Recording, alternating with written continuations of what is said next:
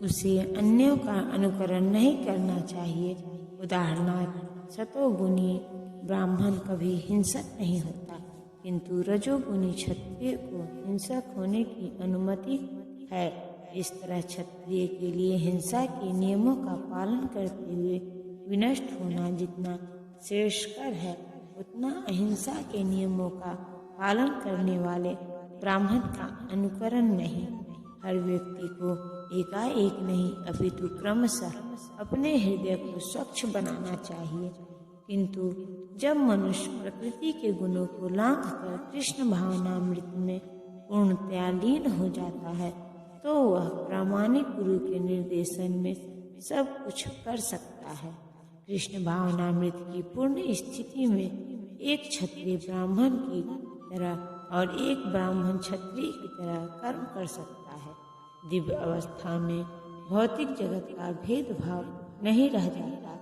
उदाहरणार्थ, विश्वामित्र मूलतः क्षत्रिय थे, किंतु बाद में वे ब्राह्मण हो गए। इसी प्रकार परशुराम पहले ब्राह्मण थे, किंतु बाद में वे क्षत्रिय बन गए।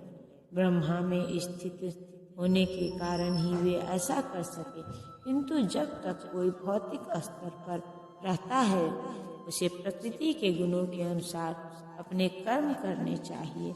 साथ ही उसे कृष्ण भावनामृत का बोध होना चाहिए।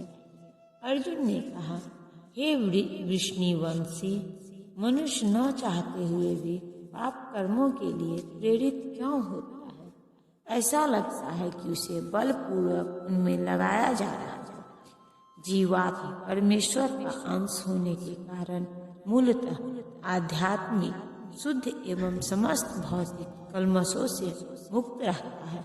फलतः स्वभाव से वह भौतिक जगत के पापों में प्रवृत्त नहीं होता, किंतु जब वह माया के संसर्ग में आता है तो वह बिना झिझक के और कभी कभी इच्छा के विरुद्ध भी अनेक प्रकार से पाप कर्म करता है। अतः कृष्ण से अर्जुन का प्रश्न अत्यंत प्रत्याशापूर्ण है कि जीवों की प्रकृति विकृत क्यों हो जाती है। यद्यपि कभी कभी जीव कोई पाप नहीं करना चाहता, किंतु उसे ऐसा करने के लिए बाध्य होना पड़ता है। किंतु ये पाप कर्म अंतर्यामी परमात्मा द्वारा प्रेरित नहीं होते, अपितु अन्य कारण से होते हैं, जैसा कि भगवान अगले श्लोक में बताते हैं। श्री भगवान ने कहा, हे अर्जुन, इसका कारण रजोगुण के संपर्क से उत्पन्न काम है, जो बाद में क्रोध का रूप धारण करता है और जो इस संसार का सर्वभक्षी पापी शत्रु है। तब जीवात्मा भौतिक सृष्टि के संपर्क में आता है तो उसका शाश्वत कृष्ण प्रेम रजोगुण की संगति से काम में परिणत हो जाता है, अथवा दूसरे शब्दों में ईश्वर प्रेम का भाव काम में उसी तरह बदल जाता है जिस तरह इमली के संसर्ग से दूध दही में बदल जाता है। और जब काम की संतुष्टि नहीं होती तो यह क्रोध में परिणत हो जाता है। क्रोध मोह में और मोह इस संसार में निरंतर बना रहता है। अतः जीवात्मा का सबसे बड़ा शत्रु काम है, और यह काम ही है जो विशुद्ध जीवात्मा को इस संसार में फंसे रहने के लिए प्रेरित करता है। क्रोध तमोगुण का प्राकाट्य है। ये गुण अपने आप को क्रोध तथा अन्य रूपों में प्रकट करते हैं। अतः यदि रहने तथा कार्य करने की विधियों द्वारा रजोगुण को तमोगुण में न गिरने देकर सतोगुण तक ऊपर उठाया जाए तो मनुष्य को क्रोध में पतित होने से आध्यात्मिक आसक्ति के द्वारा बचाया जा सकता है। अपने नित्य वर्तमान चिदानंद के लिए भगवान ने अपने आप को अनेक रूपों में विस्तारित कर लिया, और जीवात्माएं उनके इस चिदानंद के ही अंश हैं। उनको भी आंशिक स्वतंत्रता प्राप्त है, किंतु अपनी इस स्वतंत्रता का दुरुपयोग करके जब वे सेवा को इंद्रिय सुख में बदल देती है तो वे काम की चपेट में आ जाती है। भगवान ने इस सृष्टि की रचना जीवात्माओं के लिए इन काम पूर्ण रुचियों की पूर्ति हेतु सुविधा प्रदान करने के निमित्त की, और जब जीवात्माएं दीर्घ काल तक कर्मों में फंसे रहने के कारण पूर्णतया ऊब जाती है, तो वे अपना वास्तविक स्वरूप जानने के लिए जिज्ञासा करने लगती है। यही जिज्ञासा वेदांत सूत्र का प्रारंभ है, जिसमें यह कहा गया है, अथातो ब्रह्मा जिज्ञासा। मनुष्य को परम तत्व की जिज्ञासा करनी चाहिए, और इस परम तत्व की परिभाषा श्रीमद् भागवत में इस प्रकार दी गई है, सारी वस्तुओं का उद्गम पर ब्रह्म है, अतः काम का उद्गम भी पर ब्रह्म से हुआ है। अतः यदि कामों को भगवत प्रेम में या कृष्ण भावना में परिणित कर दिया जाए, या दूसरे शब्दों में कृष्ण के लिए ही सारी इच्छाएं हो, तो काम तथा क्रोध दोनों ही आध्यात्मिक बन सकेंगे। भगवान राम के अनन्य सेवक हनुमान ने रावण की स्वर्णपुरी को जलाकर अपना क्रोध प्रकट किया, किंतु ऐसा करने से वे भगवान के सबसे बड़े भक्त बन गए। यहाँ पर भी श्री कृष्ण अर्जुन को प्रेरित करते हैं कि वह शत्रुओं पर अपना क्रोध भगवान को प्रसन्न करने के लिए दिखाए। अतः काम तथा क्रोध कृष्ण भावनामृत में प्रयुक्त होने पर हमारे शत्रु न रहकर मित्र बन जाते हैं।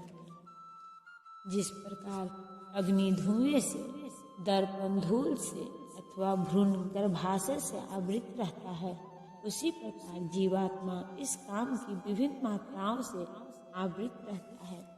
जीवात्मा के आवरण की 3 कोटियां हैं, जिनसे उसकी शुद्ध चेतना धूमिल होती है। यह आवरण काम ही है, जो विभिन्न स्वरूपों में होता है, यथा अग्नि में धुआं, दर्पण पर धूल तथा भ्रूण पर गर्भाशय। जब काम की उपमा धूम्र से दी जाती है, तो यह समझना चाहिए कि जीवित स्फुलिंग की अग्नि कुछ कुछ अनुभव गम्य है। दूसरे शब्दों में, जब जीवात्मा अपने कृष्ण भावनामृत को कुछ कुछ प्रकट करता है, तो उसकी उपमा धुएं से आवृत अग्नि से दी जा सकती है। यद्यपि कहीं धुआं होता है, वहाँ अग्नि का होना अनिवार्य है, किंतु प्रारंभिक अवस्था में अग्नि की प्रत्यक्ष अभिव्यक्ति नहीं होती। यह अवस्था कृष्ण भावनामृत के शुभारंभ जैसी है। दर्पण पर धूल का उदाहरण मन रूपी दर्पण को अनेकानेक आध्यात्मिक विधियों से स्वच्छ करने की प्रक्रिया के समान इसकी सर्वश्रेष्ठ विधि है भगवान के पवित्र नाम का संकीर्तन।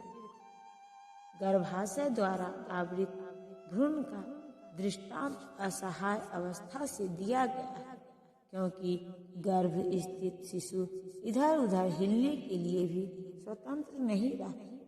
जीवन की यह अवस्था वृक्षों के समान है।